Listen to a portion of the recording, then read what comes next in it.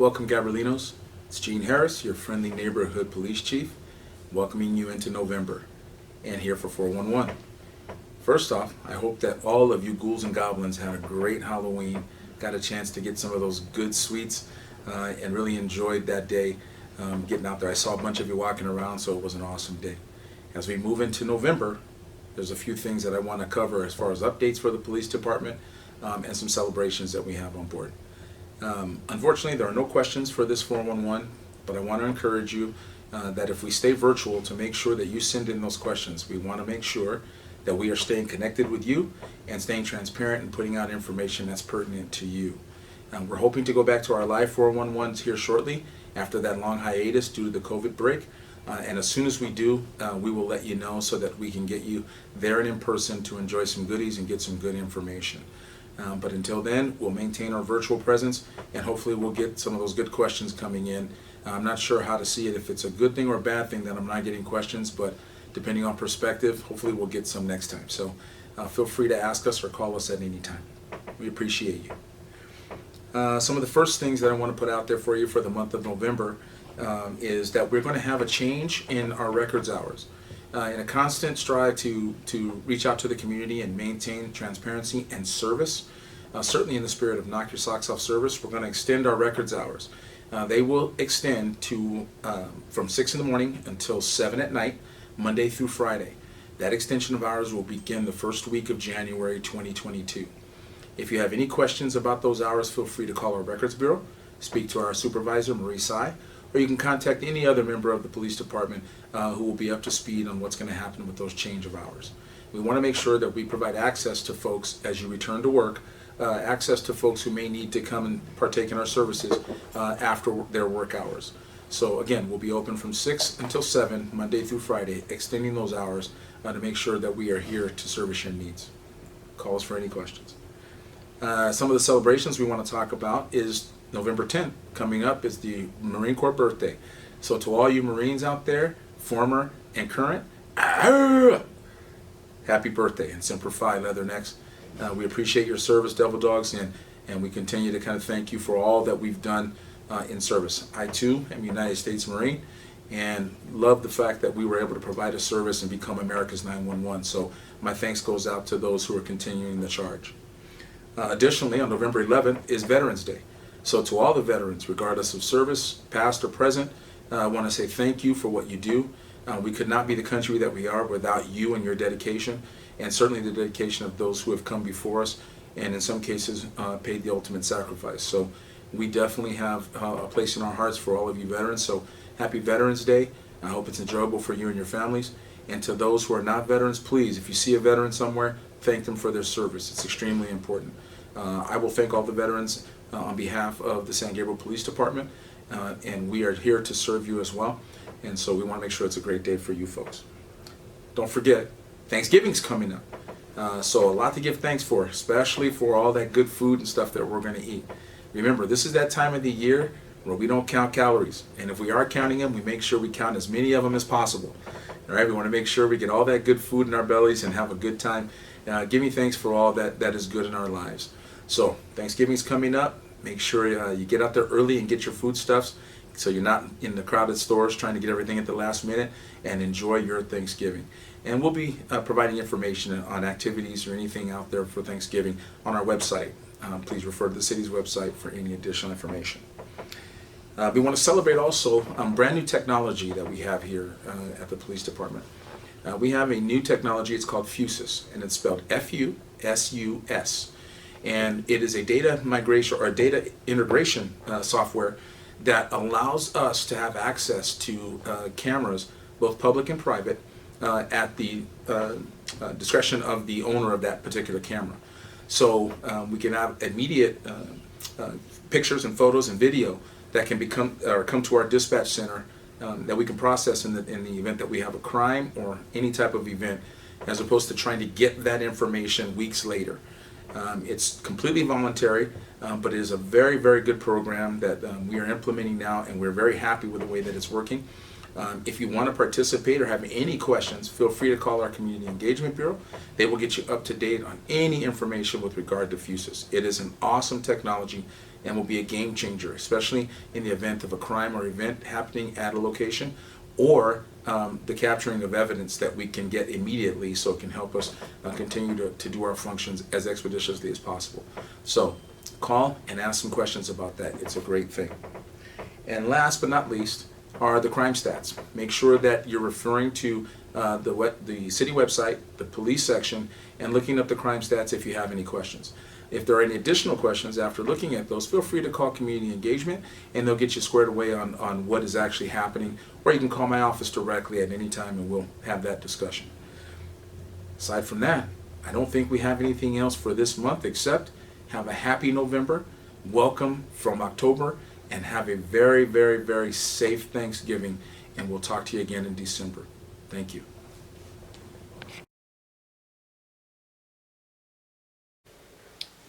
Hello, this is Greg DeVink, the Public Works Director and City Engineer for the City of San Gabriel, and this is the November update of 411 with the Chief, where I talk about the things that are happening or plan to happen in the world of public works for this city.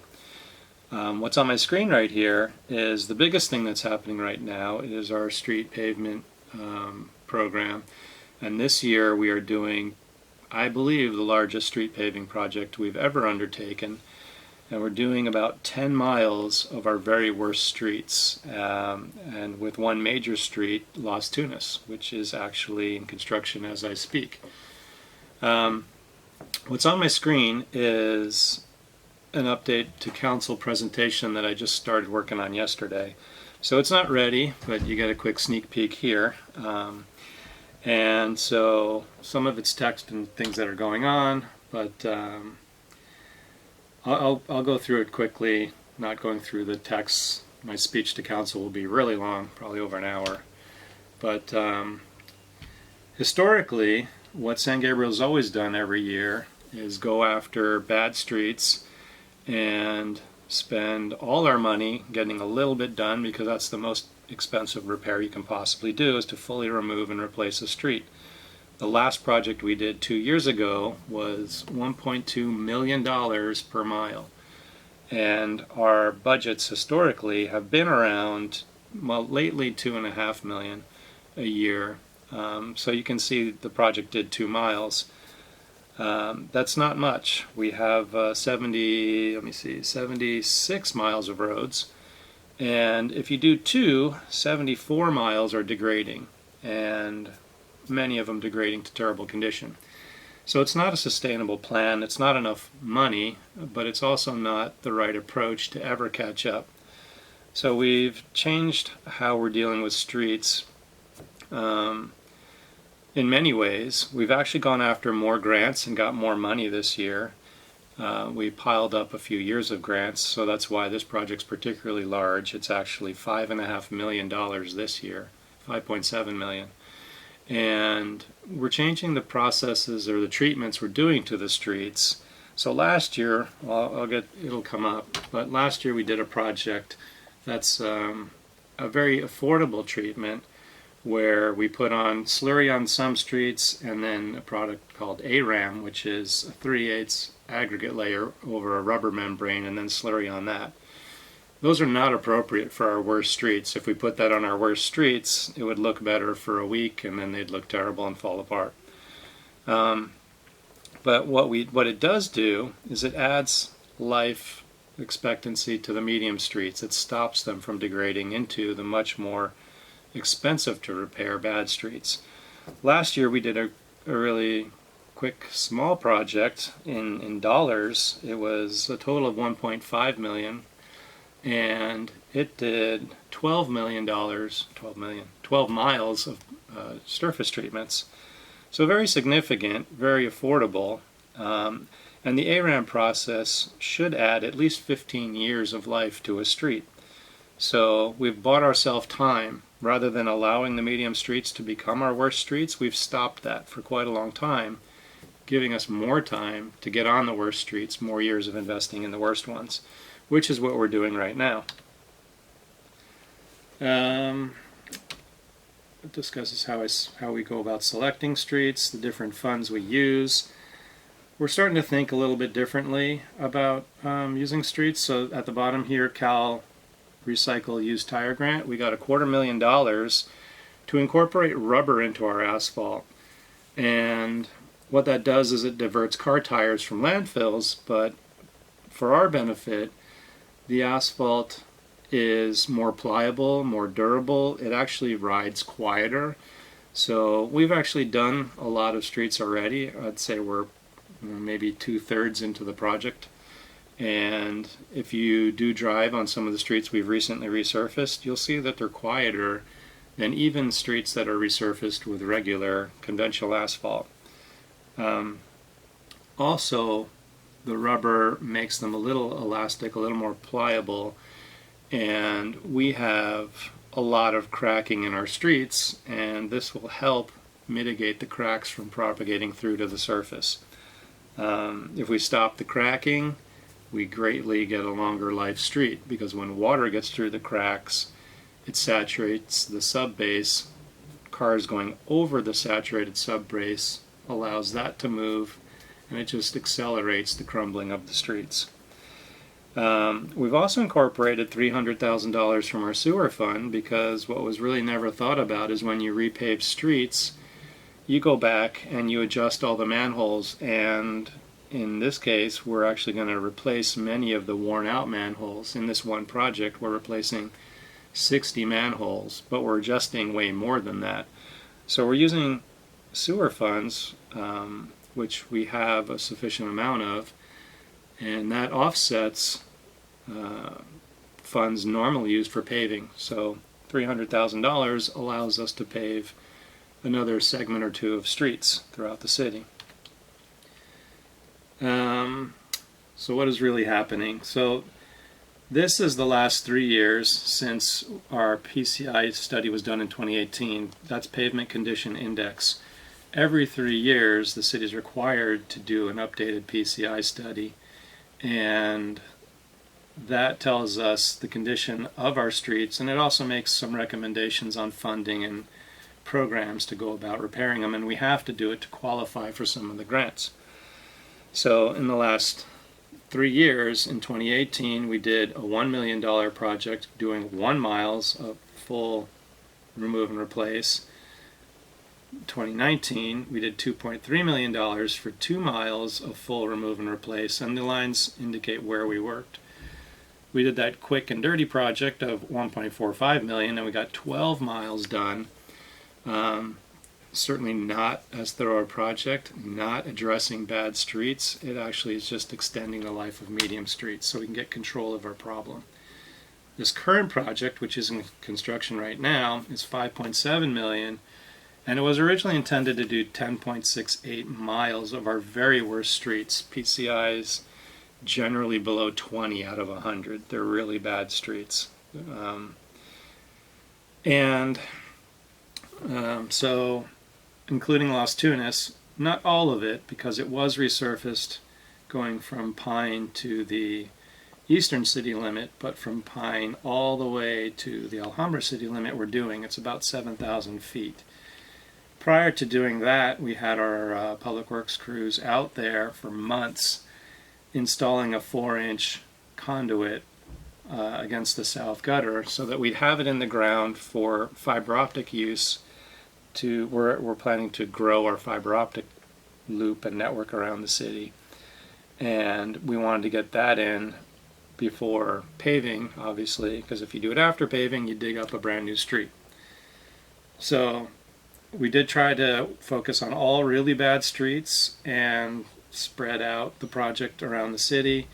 We cleaned up a few straggler streets that were really bad in areas where the other streets are decent. We did this entire neighborhood down here and a lot of streets up north of Las Tunas. We're working from south to north. We've done everything up to Las Tunas except for this little area here of Commercial, Gladys, and Del Rio. We've done these streets on each side of San Gabriel. We did Country Club, Hermosa, and Roses. All these streets in this last quadrant are the ones remaining, and very unfortunately we've discovered as we've been working that our streets in the really bad condition are extremely thin, way worse than we even imagined. This is a picture of my cell phone and a 4-inch grind where they started to replace the street. And you can see the asphalt is 2 inches or less, and the dirt is 2 inches or more. So these streets throughout the city that we have plenty of that look like this, all alligator cracked and crumbling, are generally, in this project, have all been 2 inches thick or less over dirt. It's very disappointing news that our streets were paved thinner than the average driveway. And the really big problem is that when we grind down, we're putting back a 4-inch street. When we grind down, we're going into dirt, just like that. The problem there is that the contractor wasn't told that. It's an unforeseen condition. And when they dispose of clean grindings, if like on Las Tunas where the street is thick, they actually make money dumping the aggregate. The sites pay $10 a ton, which doesn't sound like much, but it adds up to an awful lot over this project. And instead of getting paid to dispose of this, we now have to pay to dispose of this. So we got hit twice. And the sites that take the dirty mix are far away, so we have additional trucking costs. It's a ballpark just over $1,000 a truck, and we're doing hundreds and hundreds of trucks. So this really unfortunate condition of very thin streets is costing us a lot of money, forcing us to delete a few streets that are still remaining. And it's it's frustrating to us as well as the residents on those streets that we have to do it. The alternate was we could have put back a thin street and only ground 2 inches, put back 2 inches. You would have a brand new street, but it really wouldn't last very long, and it would look like this again. I think it's prudent to do it right in the first place, bite the bullet now, get a very long lifespan street, and not have this problem. In the end, it's unfortunate we're getting less streets done, but the streets we are doing are being done properly and will last a lot longer. And in the not too distant future, St. Gabriel will have control over this infrastructure problem, and I would say have a really respectable index, which I'll get to in a second. So there's a lot of text. So what's happening? This is what I just discussed of grindings and dirt, and this map I need to update showing what streets are going to be deleted, unfortunately. Here is our map of the pavement condition index over years, 2018 when I got here. You can see red is bad, orange is pretty bad, yellow is neutral, and there's not much, it's average. And then the light green is fair, the dark green is pretty good. You can see the mix throughout the city is about a third bad, a third medium, a third good. After we did those two projects, it changed a little bit. And the ARAM project, so it brought a lot of streets that were red and orange into the green.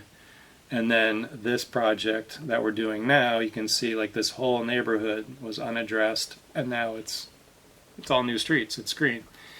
You can see just by the evolution from less red to more green that we're making good progress in the city. So when I got here in 2018, our PCI citywide as a weighted average was 59. And now, after doing these last bunch of projects with new funds, additional grants, changing how we think about our streets, how we get control of the problem, and even deleting a few streets, our new index citywide is 81. That's actually considered a pretty respectable number. It's on par with the better cities, the better streets in our neighboring cities, whereas we were near the bottom. There was one town around here that was worse. But we've got control over this. This is really excellent news. And we'll keep going. So what's next? We are working on some projects with the county, and I have some slides of those. We've already signed agreements with the county.